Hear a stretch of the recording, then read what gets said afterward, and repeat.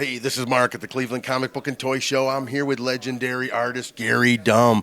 Hello, sir. How you doing? I'm good. You remember when you talk about people being legendary, it generally means they're dead. I'm not dead yet. Sorry about that. You worked on American Splendor. Tell us a little bit how you ended up getting the job working with Harvey Pekar. Well, originally I had done a silk screen print of Popeye that was in the May show at the Cleveland Museum of Art.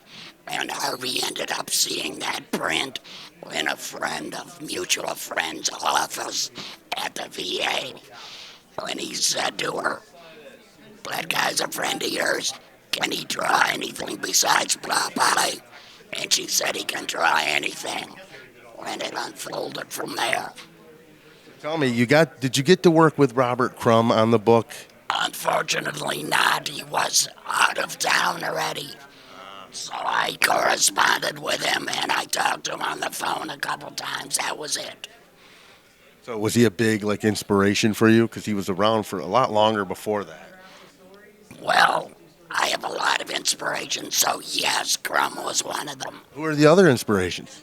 Why, Seagar, who did the original Popeye, Will Eisner, who did The Spirit, all of the fiction house artists. There were a number. You got to work with more realistic storylines with American Splendor. Was that something you like to focus on other than the superhero kind of comics? I'm frankly not that interested in superheroes. The only superhero who is a non-superhero that I really like is Popeye.